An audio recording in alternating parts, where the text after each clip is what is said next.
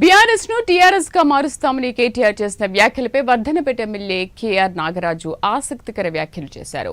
BRS పార్టీకి ఆడబిడ్డ కవిత ఉసురు తగిలిందన్నారు MLA. Party పేరు మార్చడం కాదు, పొర్లు దండాలు పెట్టినా ప్రజలు వారిని నమ్మరన్నారు.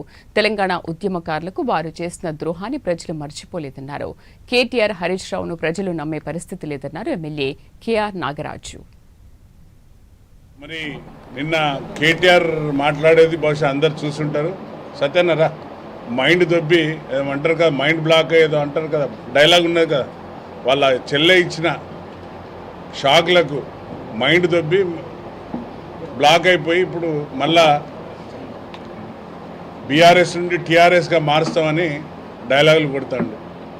మరి సొంత ఇంటి చెల్లెనే రోజుకొక పుస్తకం పేజ్ ఒక్కొక్కటి వీళ్ళ చరిత్ర చెప్తుంటే మొహం ఎక్కడ పెట్టుకోవాలన్నా తెలియక మళ్ళా ప్రగల్భాలు ఉత్తమ కుమారునిలాగా మళ్ళీ ప్రగల్భాలు కొడుతున్నాడు. మరి ఉద్యమకారుల ఉసురు పోసుకున్న వీళ్ళు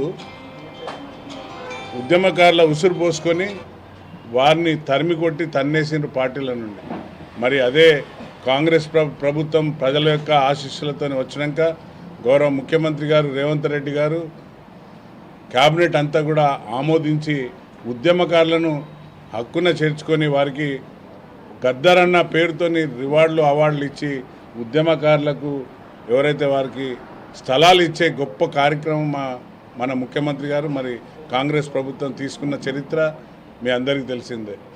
మరి ఇప్పుడు మీరు బిడ్డ ఎన్ని పొర్లు దండాలు పెట్టినా కూడా, మీరు కాళ్ళు మొక్కినా కూడా, ఎవరికి పోయి కడుపులో తలకాయ పెట్టినా కూడా ఎవరు కూడా తెలంగాణ ప్రజలు ఎవరు నమ్మరు బిడ్డ నిన్ను.